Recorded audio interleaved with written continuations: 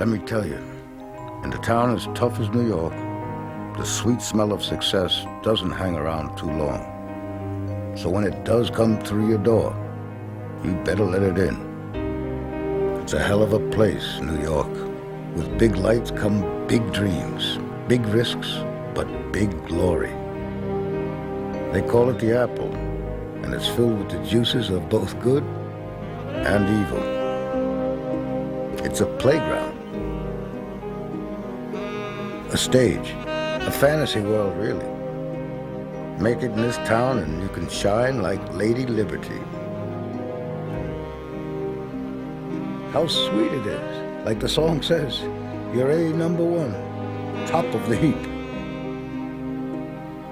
But when your luck runs dry, watch out. That's when the nights grow long and the streets go cold. And when that juice turns sour, baby, it's more than your day that gets ruined. A New York minute. That's all it takes to go from the top of the heap to the bottom of the city dump.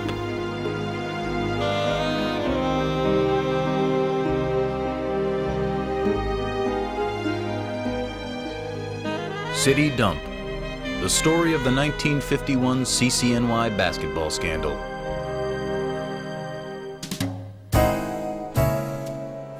Back in the 1940s, right after the war, New York was a two-sport town. There was baseball with the Giants in the Polo Grounds, the Dodgers in Brooklyn, and the incomparable Yankees winning pennant after pennant in the Bronx. And then there was basketball, college basketball, New York City's real game. On the streets of New York, people talked baseball.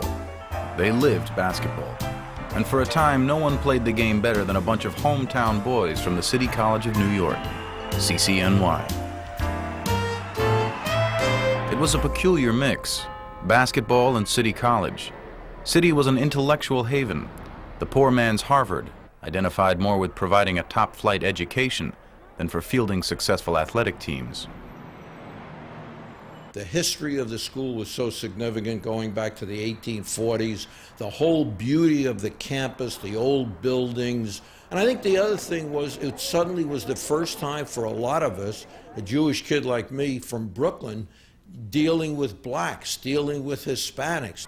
My neighborhood was Italian and Jewish. And I really had the impression when I was 12, 13, 14 years old that that's all it was in the world. You were either Jewish or Italian. And we used to walk around the streets and meet another kid, and he'd be new in the neighborhood, say, "Are you Jewish? Are you Italian?" That was it. My father used to talk about City College in terms that were reverential. City College was a refuge for most of us. Your parents' function at that time was to make things better for you than it was for them. They didn't have the opportunity to go to college, that's what they're going to do for you. And the only college you were going to be able to go to was City College. I mean, this was a unique kind of institution. This was a place that took you in no matter who you were, no matter where your ancestors came from, no matter what your ethnic background. If you could pass the test, they took you. We were dealing here with sons of immigrants and grandsons of slaves. And you grew up knowing that City College was your out. The school was special, the student body was special, the environment was special, the sense of having to achieve was special, and the people on the team were also special because there were Jewish kids on the team, there were black kids on the team. The idea of a WASP being on the team was literally unheard of.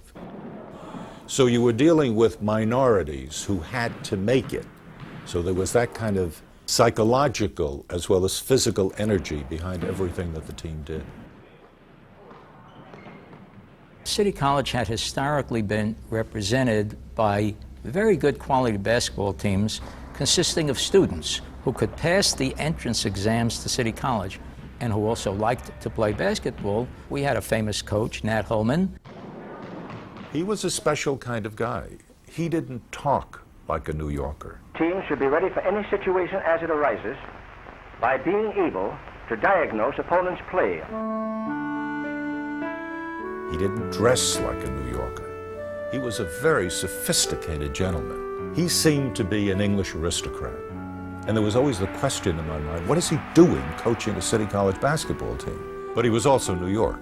He was the cultivated side of New York, and he appreciated that these kids came out of nowhere, and that if they were to make it, he was the vehicle. He was going to help them. Under Holman, City had been to the NCAA tournament in 1947, reaching the semifinals. Now his program was building towards something more. The word started to circulate on the campus in the fall of '48. Hey, we've got some freshmen over there in that gym that are beating the varsity.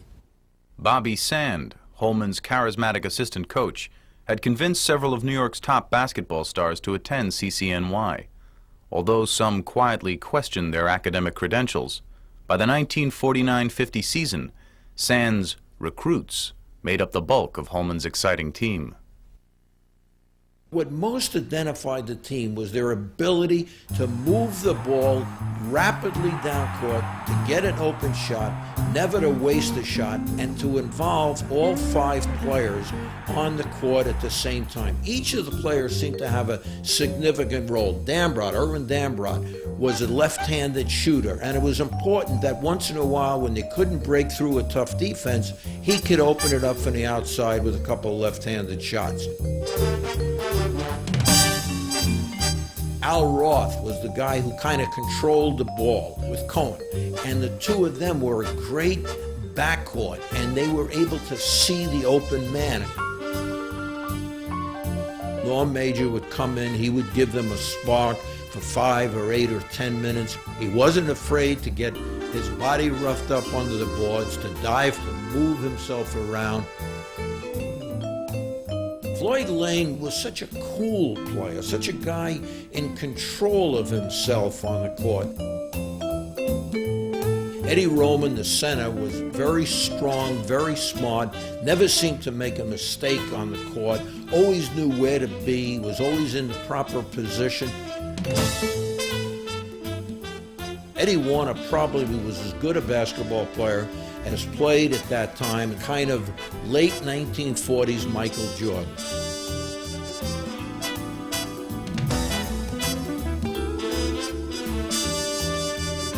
He could jump, he could rebound, and he had magnificent control of his body. He was able to fly through the air, drive to the basket, and he was physically very strong.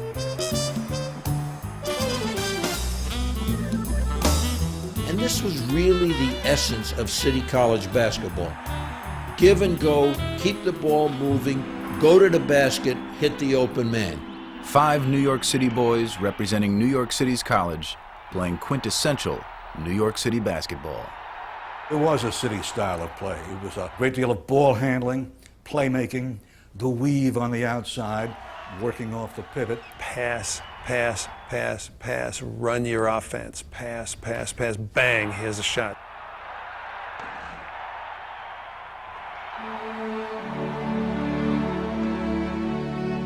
In my mind, I see it as a ballet. I see it as Guys and Dolls. I see it as Nathan Detroit. It was quick, in your face, a tease to the left where you knew you were going to the right. It was a magnificent acting out of the culture of the city. Ethnically diverse, but with similar backgrounds, CCNY's stars embodied New York. Like the students they went to school with and the fans who rooted for them, Roth, Roman, Warner, Dambrot, and Lane came from the same hard-scrabble neighborhoods that dotted the city's 5 boroughs. They gave something of less than a mystical dimension to what it meant to be a great athlete. You could be there and you could think of DiMaggio, but DiMaggio was a god. Like Updike said, gods don't answer letters. You didn't expect that kind of identification. The Yankees did it season after season after season, and it never got boring. But this was different. The Yankees were people from another planet. These were guys from my neighborhood. These were your own sons, your own buddies. You saw them on the street, you saw them in the candy store, you saw them drinking Maltons, you could talk to them, and they were the boys, they were part of the group. It was a big family. The greatest schools in the country could come after Roman, come after Roth, come after Warner, the greatest ones in the country, they wouldn't win. They just wouldn't have won because life was at the Apple. And you played with him. I played a number of times in Creston with Eddie Roman. You rooted for him as if you would root for a friend, a brother, not somebody who occupied a stature that was beyond what you can ever think to claim. Early in the 1949-50 season, the New York Times wrote of CCNY, "They do things, these Beavers. They do them knowingly, and they do them well. So well that City won its first 5 games by large margins." The basketball team represented a window on the world. The football team lost every game 59-0. We weren't much at sports, but in basketball we would kick butt. After the new year, the winning continued. An upset of St. John's, the country's top team, propelled CCNY to its highest ranking of the season, 7th. As the Allagaroo, CCNY's original and distinctive battle cry, grew louder and stronger. Allagaroo, garoo, garah, Allagaroo, garoo, garah, Allagaroo, Allagaroo, Allagaroo, garoo, garah, with a lot of histrionics and leaping and jumping. Midway through the season, the talented young Beavers were surprisingly the best team in the country's premier basketball city. And they had done it during an era when every school's goal was to play its final game in the world's most famous arena. New York City, that's where basketball was king. People would go to the old Garden just to hang around the rotunda or the lobby, whatever you call the damn thing. And they just hang down there. The PA system be on, and it'd be saying, standing room only. It was the indoor arena of America. Heck, we had 18,000 people at the Garden every single night in and night out. It was the hottest ticket in New York from early December until late March. It was like a medieval fortress. You could have had the Lions and the Christians do battle there. With steep banks of stairs and pillars that obstructed your view. Used to go up brown bag, 25 cents up the back, 3 games. I can remember looking at the other end of the Garden and the lights from lighting cigarettes. I always remember it was dark and you always see all these cigarettes being lit. One thing I always remember at the Garden as a kid is the cigar smoke for the moment, just billows of it all over the place. And you would look through that with the lights burning off the hardwood. That's all that people talked about in the winter, was college basketball. The Knicks were just forgotten. The Knicks were shunted off to the 69th Regiment Armory. They played there every Saturday night because the Garden had college basketball doubleheaders. 750,000 people saw 41 college doubleheaders in the Garden last season. We had doubleheaders at the Garden 2-3 times a week. City College was a nationally rated team. So was NYU. So was St. John's. So was Manhattan. So was LIU. So you had 5 schools in the city that were nationally ranked. All these schools all played in the Garden, all had great teams, all New York City bred. We had enough basketball, we could have played just each other in New York City and sold out the Garden. Kids growing up in the neighborhood rooted for different college teams. You were a St. John's fan. You were an NYU fan. We fought over the Dodgers, Giants, and Yankees during the summer, and then we immediately turned our attention to fighting over City College, St. John's, NYU, LIU, and the significance of all those teams. Then the teams outside of the New York City area wanted to come here. This was where you wanted to go, because this is where the NIT was. New York, and the crowds building, the losers going home, and the winners going on. But for a time, the NIT, the country's most prestigious tournament, seemed out of CCNY's reach. City had struggled after its stirring start. A string of sloppy mid-season losses, including a curious defeat at the Garden against lowly Niagara, nearly finished the Beavers. But after beating local rivals NYU and Manhattan, City finished with a record of 17-5 and got its bid. There were 4 seeded teams that got a bye in the first round, but there were 8 unseeded teams, and City College was one of the last to be invited and was one of the unseeded teams. Sports writers and the public at large did not expect them to go far. This is Marty Glickman bringing you to Madison Square Garden, basketball capital of the world, where each year the greatest teams from the collegiate ranks battle for national honors. In the first round, CCNY drew San Francisco, the previous year's NIT champs, and won easily, 65-46. Next was mighty Kentucky and its morally suspect coach, Adolph Rupp. At the time, the Wildcats were more than the country's third-ranked team. They were basketball royalty. Kentucky was the New York Yankees, Joe Louis, and Notre Dame in football. They were the defending national champions. They were widely considered the greatest basketball team of all time. Colonel Adolph Rupp brought one of his greatest Kentucky teams to the National Invitation Tournament in New York. They were the champions of the Southeastern Conference. The Kentucky team looked so all-American, tall and magnificent athletes. The Kentucky warm-up was the closest thing to a Roman legion I have ever seen. It was perfection. The way they moved the ball, it was absolute perfection. Now, at the other end, at the City College warm-up, you had anarchy. You had chaos. You had a bunch of guys freelancing, bouncing it, no fancy drill, nothing to impress you. And I remember some people sitting around me saying, you know, we're going to get killed. We're going to get killed. The club they faced this night was made up of 10 kids from the streets and playgrounds of New York. There certainly was a clash of cultures there. Adolph Rupp, the coach of Kentucky, who had said publicly he would never have a black player on his team, represented the Southern tradition, the all-white tradition. Adolph Rupp. Shortly after World War II, Adolph Rupp was coming into town. And coming into a town filled with Jews and about to play a basketball team filled with Jews. And Nat Holman, a Jew, aware of all of this and being very smart and playing psychology, said to the team before that game, you know, I think it would be a very good thing if you guys just try to shake their hands before, just kind of sportsmanlike. I watched as Floyd Lane put his hand out, and this tall, blonde, gorgeous giant turned away from Floyd, which is exactly what Holman wanted, to get Floyd very upset, to get all of the other players upset.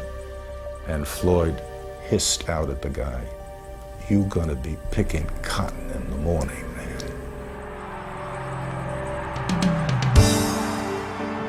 The City College team went out there with two missions. Number one, win the game. Number two, stuff it to Adolph Rupp. It was no contest. Slow-footed and bewildered, Kentucky couldn't handle City's quickness. The final score was 89-50, the worst defeat ever handed to a Rupp-led Kentucky team, and the greatest triumph in the history of City College.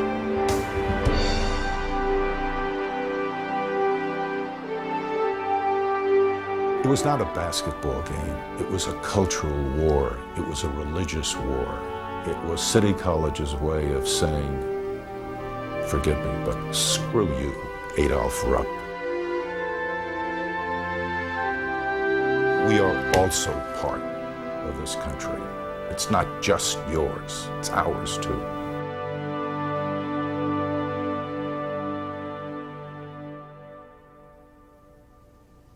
After Kentucky, anything was possible in the world. Anything was possible. Bring on Bradley.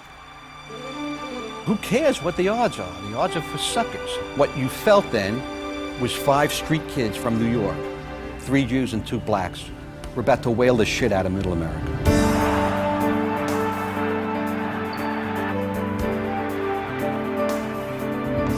Eddie Warner that night was as spectacular a player as I have ever witnessed. Every muscle in his body was attuned to play spectacular basketball. And the game was a thriller every second of the way, and I was up there in the balcony, and you're sweating, and you're screaming, and you're watching this thing, and you're saying to yourself, my God, if we win this thing, we are the NIT champions, and there's nothing bigger than that. And in the back of your mind, you say, well, maybe you'll get a day off from school tomorrow if this happens. It happened. City's 69-61 win over Bradley was a momentous achievement. It also presented Holman and his players with a unique opportunity. In just 5 days, again in New York, the NCAA tournament would begin, and no team had ever won both events. Playing in the Garden, in front of its home fans, City won its first 2 games and again found Bradley waiting in the finals. Now CCNY was 1 win away from the double championship. And as Holman told his team in his pregame speech, 1 win away from immortality. You're going out there tonight to play 1 game of basketball, just 1 game. But what you do in the next 2 hours will stay with you every day that you have left in your life.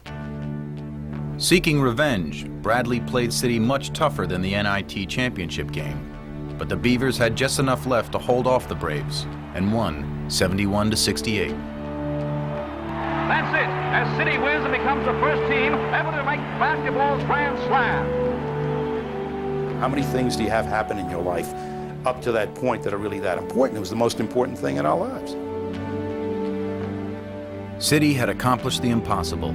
Classes were canceled, and the team and its coach were the toast of the town. When City College of New York won the basketball championship, there was just an outpouring of affection for the team, of course, and for its very brilliant coach, Nat Holman. So let's hear it, New York. Here is Nat Holman.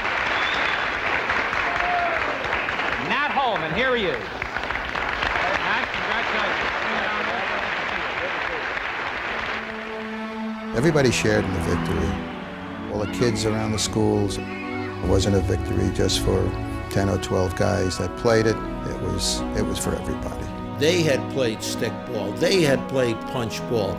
They had played basketball when there was snow on the ground in the New York City parks. And now they were the best in the world. So the reflected glory meant so much to each of us. This was a kind of vindication for us, for our parents, our ancestors, our way of life, for the streets of the Bronx and Brooklyn. It's not like they did it for us. It's that they were us and did it. You know, we did it.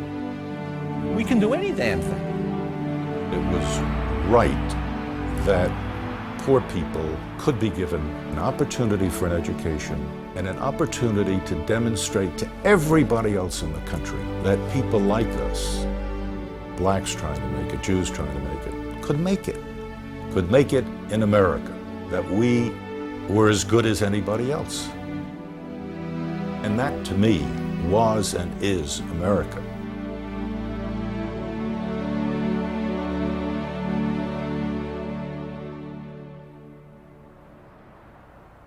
It was a Sunday morning. I was driving in from my parents' home in Brooklyn into Manhattan with my brother. We had the radio on, and we heard the news that 3 City College basketball players had been picked up. For what? Following CCNY's championship season, Captains Erwin Dambrot and Joe Gallagher graduated. Without them, as well as Norm Major, City stumbled through several early season losses, including an unexpected pounding by visiting Missouri at the Garden. But that was just part of the story. In time, the team's troubles would multiply, perhaps symptomatic of the dark, mysterious, and Runyon-esque world of post-war New York. People look back at it now and talk about it nostalgically as a very honorable time, but the mob was running the city in many ways.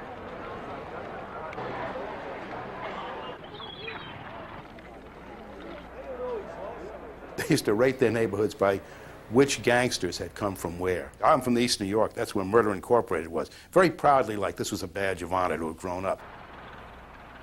And bookies were part of the neighborhood too. Betting was very, very well established in these neighborhoods. To a certain extent, it was an allure to this underbelly, this quasi-criminal element. So really you were caught in between these solid brickwork, middle-class values and the other values that we find somehow outside, on the streets, in the neighborhoods, the schoolyards, the pool rooms.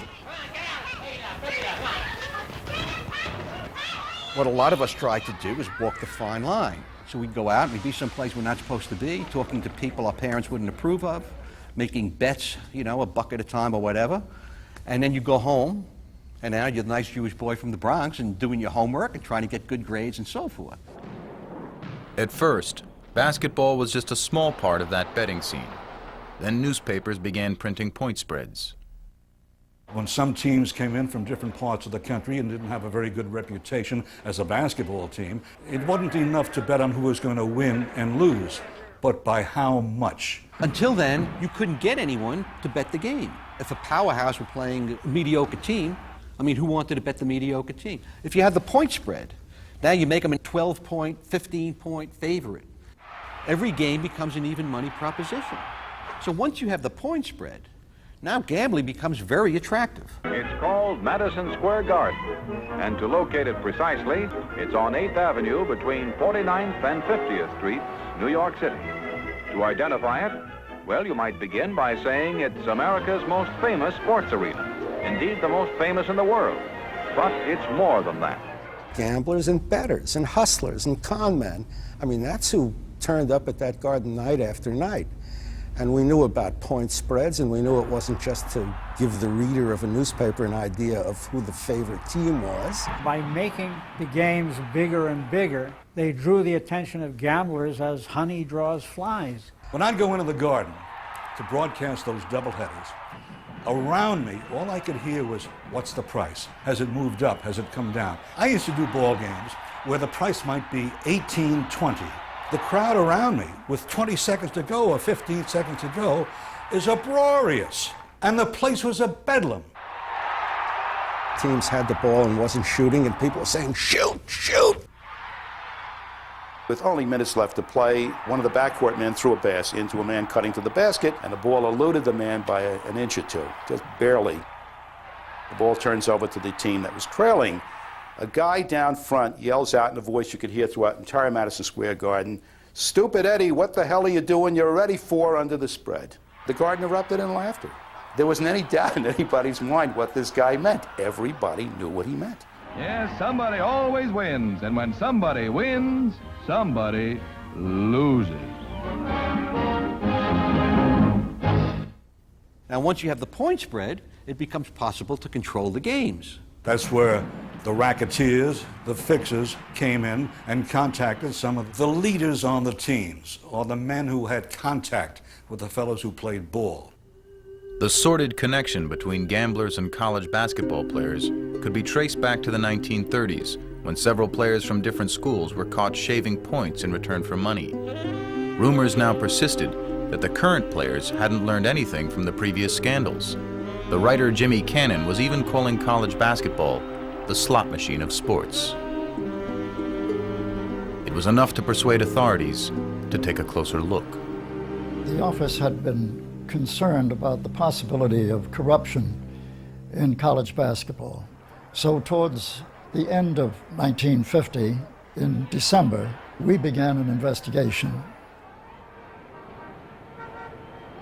It was not long before the sports editor of the Journal American came in to see Frank Hogan, the district attorney, and gave him a very mild tip. It was just that Eddie Godd, a former LIU player, was suspect. I think those were his words, as a matter of fact. But what it did do, even though it was scanty, it was very significant, because we concentrated on Godd, and we then found that he was in contact with Tato Salazzo. Salazzo was a fellow who was in the jewelry business, and he loved to bet. And he bet $5,000 and $10,000 on a game. But he wasn't satisfied with the odds. He wanted a sure thing. Salazzo's quest for his sure thing took him to an odd place for an Italian immigrant: the historically Jewish Catskill Mountains, with its resorts like Grossinger's, the Concord, and the Avon Lodge. For an entire generation of New York's middle and working class Jewish families, the cool mountain air of the Catskills was a welcome escape from the brutal New York summers. Finding a Gentile in the mountains was like finding uranium in Pittsburgh. When you got to the mountains, that was the place where everybody felt like a king. And they would try to create activities in these hotels to keep the people in the hotel itself busy at being entertained. And nobody would go to a place without activities. But once when they got there, they hated activities. They just wanted to know that they have activities. As long as somebody else did it, they were happy. But if you bothered them, they wanted to punch you in the mouth. 9 o'clock in the morning was calisthenics right after breakfast. The boss would walk around saying, how come there's nobody doing calisthenics? When does an old Jew want to jump up and down 9 o'clock in the morning? Most of them were thanking God they're still living.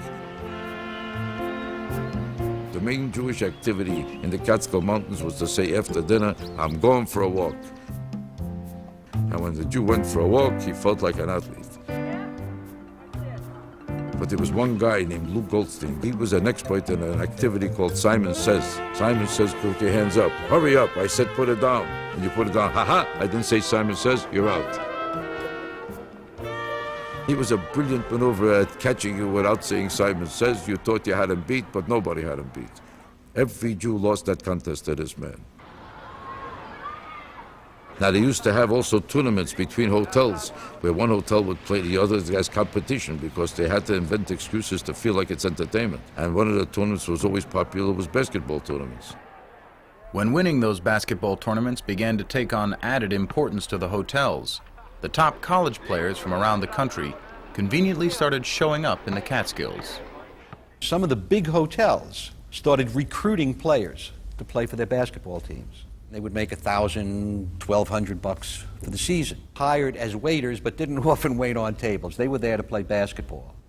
And they lived like cattle in cockamamie little bungalows, about 37 kids to one bungalow. If they had a bed, they were lucky, because if the bosses had a real bed, they would give it to a guest.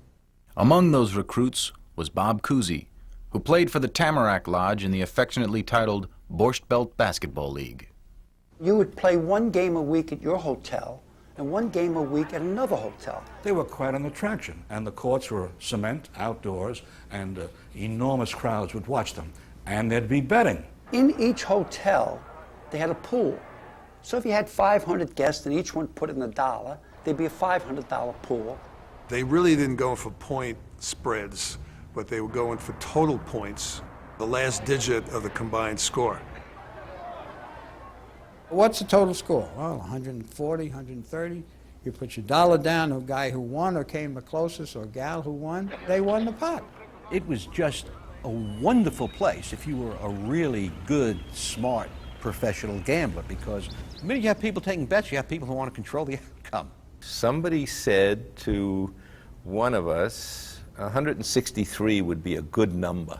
Yeah, let's do it. We talked to each other on the bench. There were like 7 of us. And then, of course, we each got $100, so let's do it every week. What's the difference? So you had guys like Salvatore Sollazzo working the Catskills, getting players to control the games up there. Eddie Gard would drive around from resort to resort talking to these guys. He would drive Salvatore Sollazzo around from resort to resort trying to get close to these guys. It seemed innocent enough, but when the players returned to New York in the fall, Gard was waiting, eager to take advantage of his summer friendships. Sollazzo used Gard as an intermediary to sound out the players and to make deals with them. He could arrange for a ball player to do less than his best. He could arrange for ball players to control the point spread. He could arrange for ball players to see that the score came out the way the gamblers, the way the racketeers wanted the score to come out, by talking to the guys. He could get the gamblers and the players together. He was the conduit. When we started to concentrate on Gard and Sollazzo, we found these very close relationships with various of the college players. It then developed from that Gard was in frequent contact with City College players. The names of Eddie Roman, Al Roth, and Ed Warner were now appearing in more places than just the box score, and the reason was Eddie Gard. He was under a discreet surveillance as to his movements.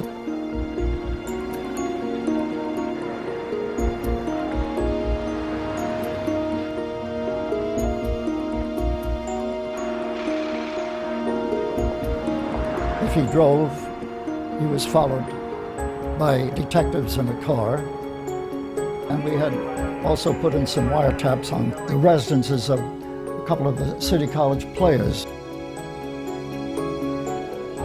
We tapped Sollazzo's business and residence telephones, and we found conversations between them talking about whether or not he had made a deal with the players, and advising Sollazzo how he could bet that if they were favored, let's say by 8 points, Sollazzo could bet on them to go under the points. So the players were then supposed to shave the points. Mike Canning, who sat on the wire, might be able to give you some ideas about the meets that were going on. I know there were meets, and Eddie Gard was in the meets. We got in the car, we went up to Central Park, and we took a position of surveillance. We saw this man come into the park. So after he got in, maybe 50 feet ahead of us, we went in after him. So we watched him, and he went down a path, and he under a tree by a bench there, and eventually, a minute or two later, a young man looked like a basketball player, and they engaged in conversation for maybe 2-3 minutes. And something was passed. You could see their hands moving. And they got up and went their own way. That something was Sollazzo's money. And while Gard's meetings with the gambler continued, so did City's games. And curiously, so did the losses. Despite its prodigious talent, CCNY was struggling. There was something wrong. Something's wrong. Something's wrong. They were doing stupid things. That I never expected of a City College team.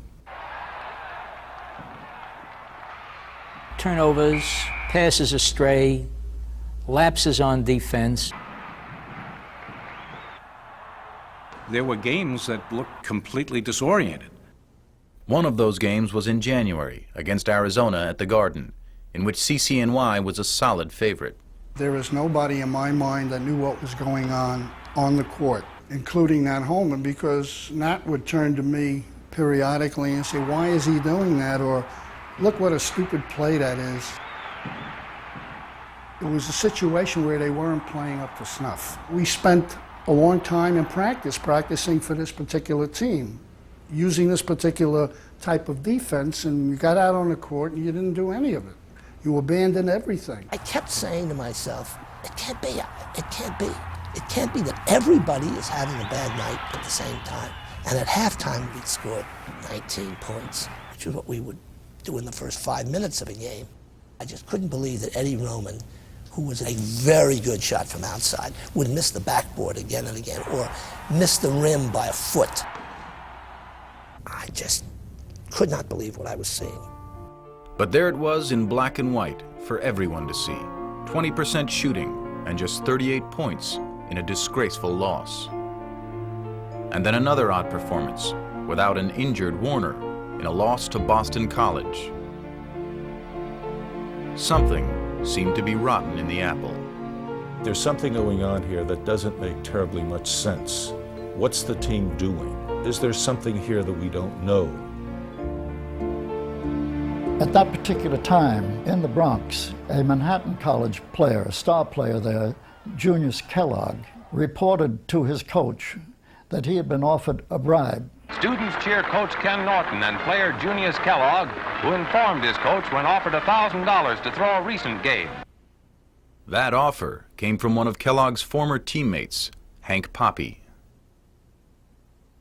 After graduation, he came back to practice one night, sat around the gym, and then came over to the dormitory afterwards and approached me. And he says, "Hey, I hear you guys are playing DePaul Tuesday." He said they're supposed to win by X number of points. I said, I read the paper, So he said, "You can make some money." If our boys can be approached, they certainly must be approaching other boys throughout the country. I knew that if someone approached you, that if you didn't report it, and it was found out later that you would lose your scholarship. I can say that as far as that goes, any athlete in the country, in any college, would have done the same thing if he was for clean sports and clean living. Thank you. Kellogg's courageous act led to the arrest of a gambling ring unrelated to Sollazzo and Gard, but to the underworld, a message had been delivered. The news of the arrests in the Bronx and the news of Kellogg reporting this had a very definite effect on the reports I was getting from detectives who were tapping wires under court order. And that was that there was a concern immediately registered by Sollazzo and God and by players. This had a very definite freezing effect on fixing at that time, and therefore we determined not to wait any longer, but to move. We kept things under observation for a couple of more weeks, but then in mid-February we brought in Sollazzo and God, and we had the players observed on a game that they were playing in Philadelphia. We were ready to question them. Abe Belsky and myself were sent out to Philadelphia to cover the Temple CCNY game. After the game, which CCNY won, they all marched down to the railroad station. And as the train came to New York, when they got within the New York jurisdiction, in the tunnel leading to Manhattan, Abe got a hold of Nat Holman and told him that we were detectives from the district attorney's office, and we'd like to take the men down to the office for questioning. So he got a hold of each one of them and said, wait for me on the platform right outside the car. When we got off the train, there were 4 or 5 of us that were called together by Nat Holman. He had told us that these gentlemen, they were at the game, and they were from the district attorney's office, and they wanted to talk to you boys downtown.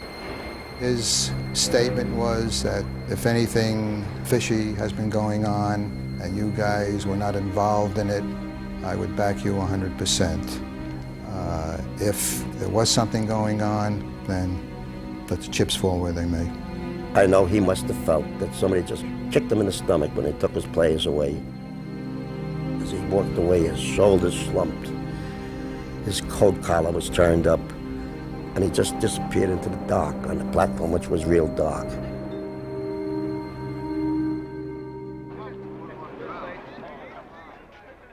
We were brought down to the district attorney's office. It must have been like 2, 3 o'clock in the morning, and we didn't even get a chance to call our folks, and our folks all knew we were coming home. It's kind of scary, you know, we're 18-year-old kids, and everybody was put into separate rooms. the questions were specific as to what their deals were, Did we know certain people? what they had agreed to do. They told us that our phones were bugged. At first, they were quite reluctant. But then individually, we would bring God in to confront them. When they saw God, that made a tremendous difference because they didn't know he was in the office too. And it was a shock. It had to be a shock. And it was the type of shock that made them unburden themselves. What are we talking about? Kid stuff? We're not. We're talking about criminality. We're talking about corruption. Nadel was cleared, but it was learned that some of CCNY's biggest stars had disgraced their school. Through Eddie Gard and his gambling partner Salvatore Sollazzo, City College players Ed Warner, Al Roth, and Eddie Roman had shaved points in at least 3 games earlier in the season. Questionable losses to Arizona, Missouri, and Boston College were now easier to understand. In return for their efforts, the 3 players were paid a total close to $10,000, much of which remained unspent. Captain called me over and he said, George, you're going up to Warner's grandmother's house, and we're going to pick up some evidence up there. We put him in a car, we drove up to Harlem. Warner went into a closet, and he took down a shoebox from a shelf. He took out a shoe, and inside the shoe was a roll of bills. It was a pathetic sight. Scandal rocks the basketball world. Ed Roman seen making a basket, and Ed Warner making the next score were top aces of City College, last year's double tournament champions. The young men caught in this web of gambling intrigue presented a tragic scene.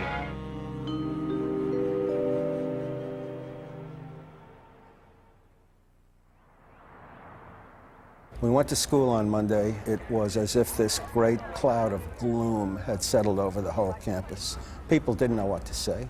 Most of us were stunned. Complete shock. Absolute complete shock. Tears came to my eyes. I couldn't believe it. Those boys wouldn't do this to me. It was awful. I was thunderstruck. This can't be the case. There must be a mistake. It was no mistake. In fact, it would get worse. Less than a week later, the team's current captain, Floyd Lane, was also arrested. And then the unthinkable. The integrity of the championship team was shattered. Herbie Cohen admitted to shaving points during the 49-50 season. So did Norm Major and Erwin Dambrot. 3 regular season games were singled out: SMU, UCLA, and Niagara, all in which CCNY had been heavily favored. None of the tournament games were said to be fixed, but the damage had been done. The double championship had been tarnished. I certainly wish that any young person who is tempted by easy money could have seen these stupid and dishonest athletes when they admitted their guilt. The entire business is loathsome, but it's also very pathetic. Sometimes I wonder what has happened to our moral values. Because the players cooperated, the courts acted with leniency. Out of the guilty 7, 5 received suspended sentences. Al Roth was sentenced to 6 months, but got off by enlisting in the Army. Ed Warner would go to jail for half a year, but all would live with their mistakes forever. Now here they were, they owned the world. And then all of a sudden, they're thugs. They're disgraced from the very top to the very bottom, just like that. It went beyond just the team. It went to everything we believed in. These guys weren't just winning, they were winning for goodness, they were winning for ethnic mixture, they were winning for the idea that poor kids can do well, and all of a sudden, the whole thing turned to dust. This was the representative of the college, and that it should fail after having succeeded so magnificently was truly betrayal on a biblical level. I didn't have that feeling again until Jack Kennedy was assassinated. Jack Kennedy was the first presidential candidate I voted for who won. And to have him be president for this short time and then taken away by an outside force was a terribly depressing thing, a horrible thing. It would be incorrect to assume that this was just an item on the sports pages. This was a dramatic bomb that dropped in my neighborhood. There was a woman I knew from the neighborhood standing there with tears in her eyes, and she was crushed. She was really crushed. And I think that she spoke for a lot of people at that time. City College was not simply another of those schools. It represented something very important. And this was a moral breakdown, a humiliation for Jews, because City College was so connected with the notion of Jewish culture. That was the last time that I really believed in pure idealism. For these guys to sell out their school, themselves, and their careers for $800, for $1,000, for $1,500 was just such an emotional blow. You never really recover from something like that, and is a wound in your psyche that lasts all of your life. When people just casually say, "Where did you go to college?" and I say, "CCNY," you can see a look on people's faces. They know my age, they know I probably was around at that time. It is a little bit of a burden for all of us to carry who were in school at that time.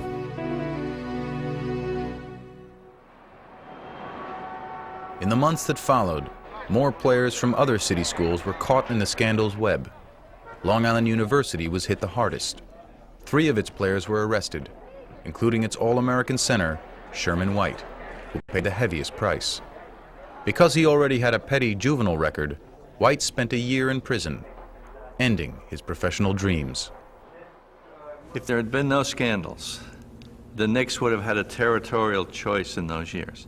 If they had drafted Sherman White, I'm convinced that they would have beaten George Mikan's Lakers. The Knicks would have won 2, 3, 4 championships, maybe more. Sherman White would have been an all-star in the NBA, maybe the best player in the NBA. The basketball scandal of 1951 was like the lancing of a boil. Corruption in sport wasn't new, but we had covered it over with Knute Rockne piety and Dick Merriwell sugar. And finally, when this whole big scandal came out, the lance the boil, out comes all the stuff. Around the country, schools reacted with disgust at the news of the scandal. But their contempt would soon seem transparent.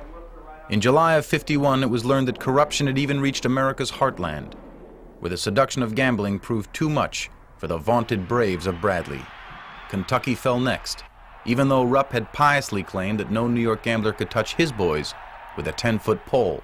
The reality was the damage to college basketball could have been worse. For every school implicated, many were left untouched. And for every player who was banned from the NBA, others were welcomed, even though rumors had them just as dirty. In the end, many reputations were soiled, but CCNY's was ruined. No longer would City College play big-time college basketball. Its players had taken a bite from the forbidden fruit and got thrown out of the garden. They had gone from heaven to hell and took the city game right down there with them. A lot of schools de-emphasized basketball. A lot of schools stayed away from Madison Square Garden. Madison Square Garden was no longer the Mecca. It was a place to be avoided. New York City high school kids started leaving the city and going to other schools because there was no place in New York for them to excel. College basketball in New York City never recovered from the scandal. To this day, college basketball is not nearly what it used to be. In the blink of an eye, Nats boys had gone from conquering heroes to fallen idols. But were they the only ones to blame? I believe that these players were used. I believe personally they were had. After the scandal broke, the search for answers began, and it soon became clear that some of the players never belonged at City College in the first place. Some of those players were barely able to graduate from high school, and here they were playing for City College. Some players on the team who, when they got their exam booklets, the joke around school was that they would just write on it, "Regards from Nat," and hand it in. Holman escaped formal blame, but he was still forced out as City's coach. After clearing his name, he returned a year later, but his stature was never the same. Maybe people were naive, but the reality was that college basketball was big business, and with big business came greed, and with greed came temptation, and with temptation came corruption. In a world filled with twisted morality and human frailty, perhaps the City College basketball scandal was inevitable. A great deal of money was being made. I, as a broadcaster, made money. The newspapermen made money. The promoters at Madison Square Garden made money. The gamblers made or lost money, depending upon the outcome of the game. The only people who were not involved with dollars were the players, unless they fixed the game. So they were perhaps enticed. I don't even think you got the $15 a month for laundry in those days. I mean, you didn't get anything. You had no scratch. You had no green. Let me tell you, when you got no green, green talks. And green talks loud.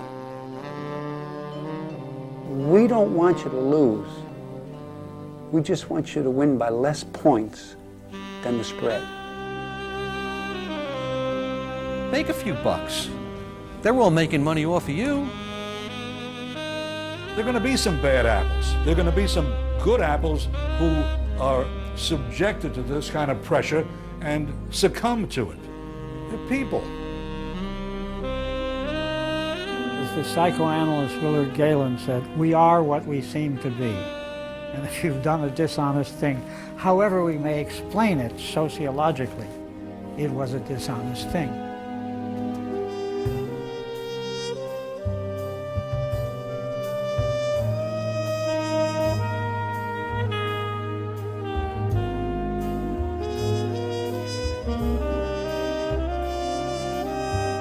Made mistakes. There was bad judgment, but they were not evil people. You know, in a real sense, the scandal reflected the reality of New York because it was all there, the good and the bad thrown together. It is reaching for the apple when you're told not to go for the apple and biting into it when you know that it contained both the juices of good and evil.